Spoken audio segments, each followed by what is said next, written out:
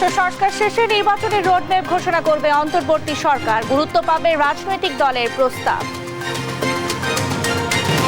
জাতিসংঘের গুম এবং নির্যাতন বিষয়ক কনভেনশন সই বাংলাদেশের, নাগরিক সুরক্ষায় ঐতিহাসিক মুহূর্ত। বন্যায় প্রাণ গেল 52 জনের, ক্ষতিগ্রস্ত 54 লাখ মানুষ। পানি বাড়ছে লক্ষ্মীপুরে, প্রত্যন্ত এলাকায় ত্রাণ সংকট চরমে। হত্যা মামলায় সালমান আনিসুলকে আরো 5 দিন, টিপু মুর্শিদ 4 দিনের রিমান্ডে। শেখ হাসিনার বিরুদ্ধে হত্যা মামলা 100 ছাড়ালো। এবং গণহত্যায় উস্কানিতে 32 সাংবাদিক সহ 52 জনের বিরুদ্ধে আন্তর্জাতিক অপরাধ ট্রাইব্যুনালে অভিযোগ দায়ের।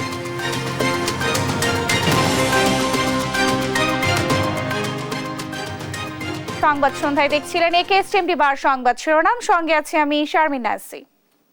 এবারে থাকছে বিস্তারিত। রাজনৈতিক দলগুলোর সঙ্গে আলাপ আলোচনার মাধ্যমে সংস্কার প্রস্তাব গ্রহণ করা সহ প্রশাসনের সংস্কার ও জবাবদিহিতা নিশ্চিতের সিদ্ধান্ত নিয়েছে সরকার। অন্তর্বর্তী সরকারের প্রধান উপদেষ্টা ডক্টর মোহাম্মদ ইউনূসের সভাপতিত্বে রাষ্ট্রীয় অতিথি ভবন যমুনায় উপদেষ্টা পরিষদের বৈঠক শেষে এসব তথ্য জানান সৈয়দা রিজওয়ানা হাসান। এ সময় তিনি জানান, বৈঠকে কালো টাকা সাদা করার সুযোগ বন্ধ করে অর্থ পাচার রোধে ব্যবস্থা নেওয়ার সিদ্ধান্ত হয়েছে। সেই সঙ্গে নিত্যপণ্যের সিন্ডিকেট ভেঙে পণ্যমূল্য সহনীয় রাখতে সংশ্লিষ্ট মন্ত্রণালয়গুলোকে কাজ করছে বলে জানানো হয়। বিস্তারিত শামিমা আক্তারের প্রতিবেদনে। বৃহস্পতিবার সকালে রাষ্ট্রীয় অতিথি ভবন যমুনায় উপদেষ্টা পরিষদের বৈঠকে সভাপতিত্ব করেন প্রধান উপদেষ্টা ডক্টর মোহাম্মদ ইউনূস। এ বৈঠকে বেশ কয়েকটি সিদ্ধান্ত নেয়ার কথা জানান সৈয়দা রিজওয়ানা হাসান। এর মধ্যে অন্যতম সিদ্ধান্ত হল রাষ্ট্র সংস্কারে রাজনৈতিক দলগুলোর প্রস্তাব গুরুত্বের সঙ্গে দেখবে অন্তর্বর্তী সরকার। ভালো কিছু কর্মকর্তা কর্মচারী তো দরকার পড়ে, তাই না? তো যদি আমরা দেখি যে এফিসিয়েন্সি আছে, তার ব্যাপারে কোনো তাৎক্ষণিক সিদ্ধান্ত গ্রহণের প্রয়োজন নাই। আমাদেরকে তো কাজটা নিয়ে আগাতে হবে। আমি যদি আগের সময়ে যারা কোনো ভালো পোস্টে ছিল তাদের কাউকেই নেব না এমন নীতিগত সিদ্ধান্তে চলেছে, তাহলে আমি কাজ আগাবো কেমন করে? বন, পরিবেশ ও জলবায়ু মন্ত্রণালয়ের এই উপদেষ্টা জানান, কোনো কর্মকর্তার বিরুদ্ধে সুস্পষ্ট দুর্নীতির অভিযোগ থাকলে অবশ্যই তার বিরুদ্ধে ব্যবস্থা গ্রহণ করা হবে। মন্ত্রণালয়গুলোর জবাবদিহিতার জন্য প্রতি মাসেই প্রতিটি মন্ত্রণালয়ের সিদ্ধান্ত নোট আকারে প্রকাশ করা হবে। রাজনৈতিক দলগুলোর সাথে আলাপ আলোচনার প্রক্রিয়াটা চালু রাখবো। তাদের কাছ থেকে সংস্কার প্রস্তাব যা আসবে সেগুলোও গ্রহণ করব। সে ব্যাপারে একটা পদ্ধতির বিষয়ে কথা হয়েছে। কোন কোন মন্ত্রণালয় কি কি কাজ করেছে, সরকার কি কি কাজ করেছে, সেগুলোর ব্যাপারে একটা নোট প্রস্তুত করে আপনাদেরকে দিয়ে দেব। কালো টাকা সাদা করার সুযোগ থাকছে না আর। একই সঙ্গে অর্থ পাচার রোধে ব্যবস্থা গ্রহণ করেছে সংশ্লিষ্ট মন্ত্রণালয়। বাজার সিন্ডিকেট ভেঙে দিয়ে নিত্যপণ্যের দাম সাধারণ মানুষের নাগালের মধ্যে আনতে কাজ শুরু করেছে সরকার। কালো টাকা সাদা করার যে বিধি এবং রীতি, সেটা বন্ধ করে দেওয়া হবে। হ্যাঁ, কারণ এখান থেকে সরকার যেটুকুন টাকা আনতে পারে সেটুকুন টাকা দিয়ে সরকারের যে খুব বেশি কিছু আগায় তা না, বরং মূল্যবোধটা অনেক বেশি অবক্ষয়িত হয়। অর্থ পাচারের বিরুদ্ধে কার্যক্রম শুরু হয়ে গেছে। অত্যাবশ্যকীয় পণ্যের দাম মানুষের ক্রয় সীমানার মধ্যে রাখতে যা যা করার দরকার সরকার সেই কাজগুলো করা শুরু করে দিয়ে। বঙ্গবন্ধু পরিবারের সুরক্ষা আইন বৈষম্যমূলক উল্লেখ করে এটি বাতিলের সিদ্ধান্ত হয় বলে জানান তিনি। আদৌ নিরাপত্তা সংস্থা মনে করে কিনা যে এরকম দরকার আছে, সেখানে উত্তরটা হচ্ছে এরকম বিশেষ নিরাপত্তার দরকার আছে বলে তারা মনে করে না, আর এটাকে বৈষম্যমূলক মনে করা হয়েছে, সেটার ভিত্তিতেই সিদ্ধান্ত গ্রহণ করা হয়েছে। একই সঙ্গে বন্যায় ক্ষতিগ্রস্ত রপ্তানিমুখী শিল্পের সুরক্ষায় সরকারের পদক্ষেপের কথা জানানো হয়। এছাড়া সাফ ফুটবল চ্যাম্পিয়ন দলকে সম্বর্ধনা দেয়া হবে বলেও উল্লেখ করেন এই উপদেষ্টা। এছাড়া রাওয়ালপিন্ডিতে ঐতিহাসিক জয়ের কারণে ক্রিকেট দলকে অভিনন্দন জানিয়েছেন উপদেষ্টারা। ফুটবল টিমের জন্য আমরা একটা সম্বর্ধনা আয়োজন করব। জাতীয় ক্রিকেট দল আপনারা জানেন যে পাকিস্তানকে হারিয়েছে। উপদেষ্টা পরিষদের পক্ষ থেকে সকল খেলোয়াড়, কোচ, কর্মকর্তা এবং বোর্ডকে অভিনন্দন জানিয়েছি। শামিমা আক্তার, দেশ টিভি, ঢাকা। নির্বাচন ও দেশের সামগ্রিক পরিস্থিতির স্থিতিশীলতায় অন্তর্বর্তী সরকার প্রয়োজনীয় সংস্কার করবে বলে আশা প্রকাশ জানিয়েছেন বিএনপি মহাসচিব মির্জা ফখরুল ইসলাম আলমগীর। বলেন, রাজনৈতিক দলগুলোর সাথে অন্তর্বর্তী সরকারের আলোচনাও চলমান থাকবে। বিকেলে যমুনায় প্রধান উপদেষ্টা ডক্টর মোহাম্মদ ইউনূসের বাসভবনে যান বিএনপি মহাসচিব মির্জা ফখরুল ইসলাম আলমগীরের নেতৃত্বে বিএনপির প্রতিনিধি দল। সাথে ছিলেন দলটির স্থায়ী কমিটির সদস্য সালাউদ্দিন আহমেদ ও আমির খসরু মাহমুদ চৌধুরী। প্রায় 1.5 ঘণ্টা ব্যাপী বৈঠক বৈঠক শেষে সাংবাদিকদের সাথে কথা বলেন বিএনপি মহাসচিব। বলেন, প্রয়োজনীয় সংস্কারের পাশাপাশি নির্বাচনের তারিখ ঘোষণার দায়িত্ব অন্তর্বর্তী সরকারের। যোগ্যতা দিয়ে খুব দ্রুত তারা একটা স্টেবল অবস্থায় নিয়ে আসতে পারবেন এবং একই সঙ্গে তারা একটা নির্বাচনের দিকেও যেতে পারবেন এবং প্রয়োজনীয় সংস্কারসমূহ তারা পূরণ করবেন বলে আমরা বিশ্বাস করি। রাজনৈতিক দলগুলোর সঙ্গে আলোচনা হবে পর্যায়ক্রমে। না, আমরা কোনো তারিখ বলিনি, ওরা প্রয়োজনীয় ওনারই তো তারিখ বলবেন, আমরা তো তারিখ বলবো না। বৈষম্য বিরোধী ছাত্র আন্দোলনে শহীদ ও আহত পরিবারগুলোর পুনর্বাসনে পাশে থাকার আশ্বাস দিয়েছে বাংলাদেশ জামায়াতে ইসলামী। এরই অংশ হিসেবে 25টি শহীদ পরিবারকে নগদ অর্থ প্রদান করেছে দলটির ঢাকা মহানগর উত্তর শাখা। এদিকে সমস্ত গণহত্যার বিচার দাবি করে জাতিসংঘের প্রতিনিধিদের সাথে বৈঠক করেছেন জামায়াত নেতারা। আরও জানাচ্ছেন শাহিদুজ্জামান সাকিব। বৈষম্য বিরোধী আন্দোলনে শহীদ পরিবারগুলোর সাথে মতবিনিময় ও আর্থিক সহায়তা প্রদান করেছে বাংলাদেশ জামায়াতে ইসলামী ঢাকা মহানগর উত্তর। বৃহস্পতিবার সকালে রাজধানীর উত্তরার একটি রেস্টুরেন্টে এ সভা হয়। এ সময় জামায়াতের ঢাকা উত্তরের আমির মোহাম্মদ সেলিম উদ্দিন বলেন, শহীদ ও আহত পরিবারগুলোর পুনর্বাসনে পাশে থাকবে জামায়াত। আমরা 2 লাখ করে প্রত্যেক শহীদ পরিবারকে দেওয়ার, কাউকে 1 লাখ পৌঁছে দিয়েছি, কাউকে এনাদের 1 লাখ আমরা আবার পৌঁছে দিব ইনশাল্লাহ। 2 লাখ করে সবাইকে দিচ্ছি, আহতদেরকে 50,000 টাকা করে দিচ্ছি। আমাদের আমির সাহেব বলেছেন এদের কর্মসংস্থান ব্যবস্থা করতে অথবা ব্যবসায়ের পুঁজি দিয়ে দিতে। অনুষ্ঠানে শহীদ পরিবারের সদস্যরা স্মৃতিচারণ করার সময় আবেগ আপ্লুত হয়ে পড়েন। আমার ছেলেকে 2টা গুলি করা হয়েছে, একটা গলায়, একটা বুকের পিছনে। দেশের জন্য যুদ্ধ করছি, আজকে আমার ছেলেই হয়েছে, শহীদ হয়েছে। আমার ছেলেটা শহীদ হইল এই জায়গাতে। আমার একটা ছেলে বাবা, এই ঢুকে আমার আর কেউ নেই। এই ছেলের উপরে আমার ভরসা ছিল। ছোট ছেলেটা এখন আমার সাথে আসছে, ক্লাস 9-এ পড়ে। এই ছেলেটা আমার টার্গেট ছিল যে তাকে আমি বিএসসি ইঞ্জিনিয়ার বানাবো, কিন্তু আল্লাহ পাকে তাকে শহীদের হিসেবে কবুল করে তাকে নিয়ে গেছে। পরে নিহতদের স্মরণে দোয়া মোনাজাত করেন জামায়াতের সেক্রেটারি জেনারেল মিয়া গোলাম পরোয়ার। বিধবা স্ত্রী, তাদের এদিকে দুপুরে গুলশানের জাতিসংঘ ভবনে সংস্থাটির প্রতিনিধি দলের সাথে বৈঠক করেন জামায়াত নেতারা। বৈঠক শেষে জামায়াতের কেন্দ্রীয় নায়েবে আমির সৈয়দ আব্দুল্লাহ মোহাম্মদ তাহের বলেন, স্বৈরাচার হাসিনা সরকারের আমলে ঘটা সব গণহত্যার বিচারের দাবি করেন তারা। অত্যন্ত প্রমিজিং সেনা কর্মকর্তার যে হত্যাকাণ্ড ঘটেছে, সেই হত্যাকাণ্ডের সাথেও এই স্বৈরাচার জড়িত ছিল, আমরা সেটা উল্লেখ করেছি। আমরা উল্লেখ করেছি হেফাজতের যে সমাবেশ ছিল, সেই সমাবেশে মাস কিলিং হয়েছিল, শত শত লোকের হত্যাকাণ্ড তারা ঘটিয়েছিল। আর সর্বশেষ এই মহা গণবিপ্লব, সকল শ্রেণীর মানুষের যে বিপ্লব, ছাত্র জনতার যে বিপ্লব, এই বিপ্লবকে ব্যর্থ করার জন্যে যে নির্বিচারে তারা হত্যাকাণ্ড চালিয়েছিল, এটাকে আমরা বলেছি এটা জেনোসাইড, গণহত্যা। এটাকে জেনোসাইড হিসেবে টেক আপ করে যেন সুষ্ঠু বিচার হয়, সেই ব্যবস্থা গ্রহণ করার জন্য ন্যায় বিচার নিশ্চিতে প্রয়োজনে আইন সংশোধনেরও পরামর্শ দেন জামায়াত নেতারা। কতিপয় আইন সংশোধনের মাধ্যমে। শাহিদুজ্জামান সাকিব, দেশ টিভি, ঢাকা।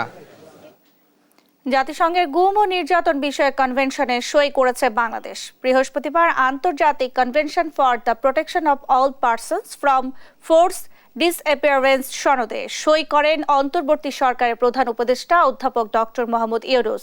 প্রধান উপদেষ্টার প্রেস উইং থেকে পাঠানো এক বিজ্ঞপ্তিতে এ তথ্য নিশ্চিত করা হয়। এ সময় ডক্টর ইউনূস বলেন, এটি একটি ঐতিহাসিক ঘটনা। বলপূর্বক গুমের শিকার ব্যক্তিদের জন্য আন্তর্জাতিক গুম প্রতিরোধ দিবসের একদিন আগে চুক্তিটি স্বাক্ষর হলো। দেশে চলমান বন্যায় মৃতের সংখ্যা বেড়ে 52 জনে দাঁড়িয়েছে। দক্ষিণ পূর্বাঞ্চলে 11 জেলায় ক্ষতিগ্রস্ত হয়েছেন 54 লাখ মানুষ। বেশিরভাগ এলাকায় দেখা দিয়েছে তীব্র খাদ্য সংকট। এই পরিস্থিতিতে ত্রাণ সহায়তা বাড়ানোর দাবি দুর্গতদের। তৌফিক মাহমুদ মুন্নার রিপোর্ট। দেশের 11টি জেলায় বন্যা পরিস্থিতি নিয়ে নিয়মিত ব্রিফিং। দুর্যোগ ত্রাণ মন্ত্রণালয়ের অতিরিক্ত সচিব KM আলীরেজা জানান, বন্যায় মৃতের সংখ্যা 50 ছাড়িয়েছে। সব থেকে বেশি প্রাণ গেছে ফেনীতে, এই সংখ্যা 17। পানিবন্দী পরিবারের সংখ্যা 11 জেলায় 10,72,579টি। ক্ষতিগ্রস্ত লোক সংখ্যা হচ্ছে 54,80,463। মৃতের সংখ্যা এই জায়গায় একটু পরিবর্তন আছে।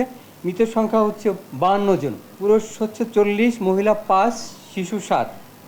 এর মধ্যে কুমিল্লায় 14 জন, ফেনীতে 17 জন, চট্টগ্রামে 6 জন, খাগড়াছড়ি 1, নোয়াখালী 8, ব্রাহ্মণবাড়িয়া 1, লক্ষ্মীপুর 1, কক্সবাজার 3 এবং মৌলভীবাজারে 1। মৌলভীবাজারে যে 2 জন নিখোঁজ ছিল তাদের একজনের মৃতদেহ পাওয়া গেছে, আরেকজন এখনো নিখোঁজ রয়েছেন।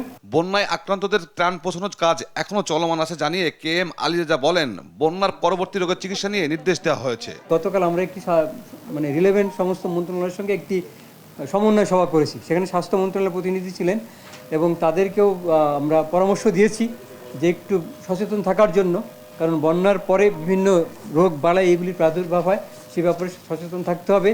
পানি বিশুদ্ধকরণ ট্যাবলেট এবং এসেনশিয়াল যে সমস্ত মেডিসিন, ওর স্যালাইন সহ সেগুলির পর্যাপ্ত মজুদ আছে এবং স্বাস্থ্য মন্ত্রণালয় তাদের মনিটরিং সেল থেকে সার্বক্ষণিক কাজ করছে। উজানে বৃষ্টিপাত হয়নি, সেজন্য উত্তরবঙ্গে বন্যার আশঙ্কা নেই বলেও জানান দুর্যোগ ত্রাণ মন্ত্রণালয়ের এই অতিরিক্ত সচিব।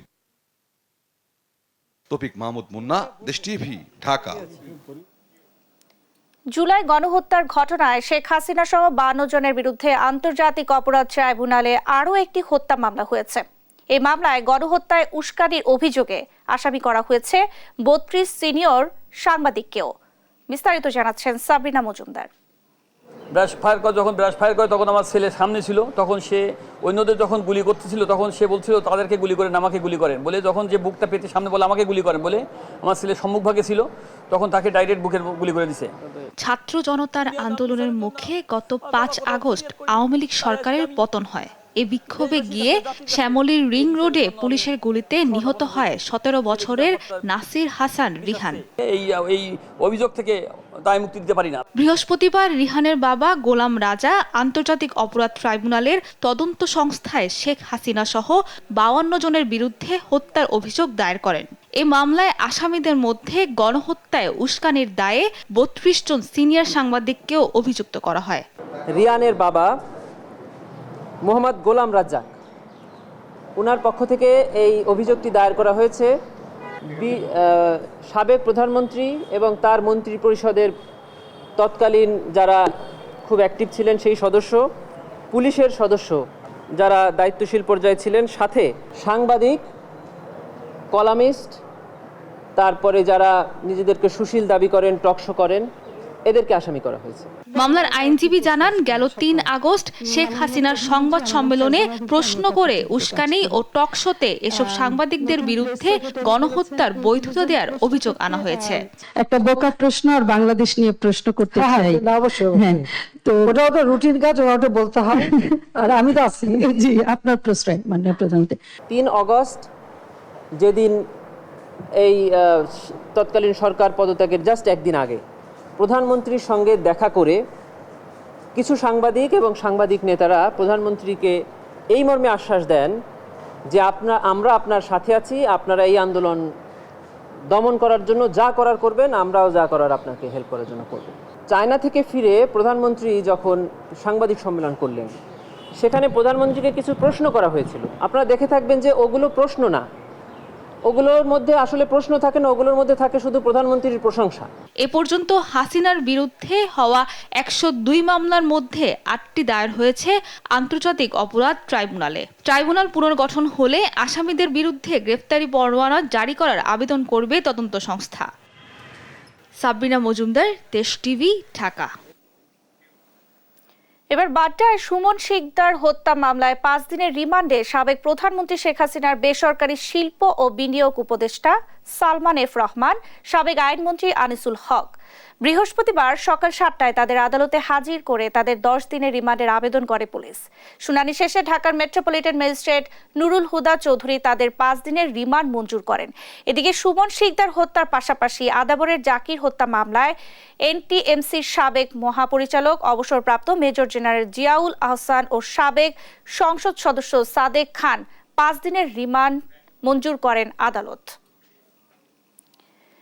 সাবেক বাণিজ্যমন্ত্রী টিপু মুন্সির 4 দিনের রিমান্ড দিয়েছেন আদালত। বৃহস্পতিবার বিকেলে সিএমএম আদালত এ রিমান্ড মঞ্জুর করেন। এর আগে রাজধানীর গুলশান এলাকা থেকে গ্রেফতার হন সাবেক বাণিজ্যমন্ত্রী টিপু মুন্সি। ব্যবসায়ী থেকে রাজনীতিতে আসা সাবেক এই এমপিকে বুধবার মধ্যরাতে এক ব্যবসায়ীর বাসা থেকে গ্রেফতার করে র্যাব। তিনি ক্ষমতাচ্যুত আওয়ামী লীগ সরকারের গতবারের আগের মেয়াদে বাণিজ্য মন্ত্রণালয়ের দায়িত্বে ছিলেন। বৈষম্য বিরোধী ছাত্র আন্দোলনের নাম ব্যবহার করে অনেক জায়গায় চাঁদাবাজি হচ্ছে বলে জানিয়েছেন সমন্বয়ক হাসনাত আব্দুল্লাহ।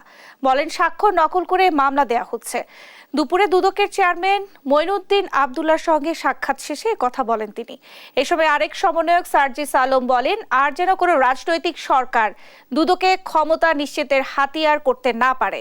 দুদককে মিথ্যা মামলার চক্র থেকে বেরিয়ে আসার আহ্বানও জানান তিনি। ফজলে আদিত্যের রিপোর্ট।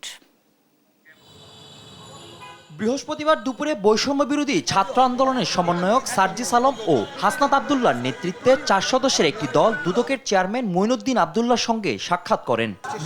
আমরা দেখছি যে বিভিন্ন জায়গায় পরে গণমাধ্যমের সাথে কথা বলেন হাসনাত আব্দুল্লাহ। জানান, বৈষম্য বিরোধী ছাত্র আন্দোলনের নাম ব্যবহার করে অনেক জায়গায় চাঁদাবাজি হচ্ছে, যার সঙ্গে তাদের কোনো সংশ্লিষ্টতা নেই।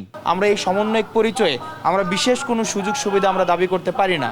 তো যারা এই সমন্বয়ক পরিচয়ে বা এই পরিচয়টি ব্যবহার করে বিশেষ কোনো সুযোগ সুবিধা দাবি করে তাদেরকে আপনারা আইনে সোপর্দ করে দিবেন এবং বিদ্যমান যে আইনি কাঠামো রয়েছে এই আইনি কাঠামোতে আপনারা তাদেরকে সোপর্দ করে দেবেন।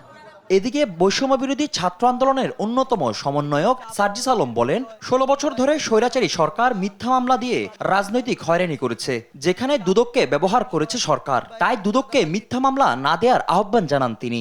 এই গণ অভ্যুত্থান আসলে এই স্পিরিট ধারণ করে না যে কাউকে আসলে মিথ্যা মামলা দেওয়া হবে রাজনৈতিক উদ্দেশ্য প্রণোদিত এরকম কোনো কারণে, কিংবা কোনো একটি চাঁদাবাজি করা হবে রাজনৈতিক পরিচয় দেখিয়ে, কিংবা চাঁদাবাজি করা হবে একটি হুমকি দিয়ে, যে কাজগুলো বিগত 16 বছর হয়েছিল। বিগত সরকার আমলে ক্ষমতার অপব্যবহার করে যে নোংরা সংস্কৃতি ছিল তা বন্ধের দাবি জানিয়েছে তারা। ফজলে আদিত্য, দেশ টিভি, ঢাকা।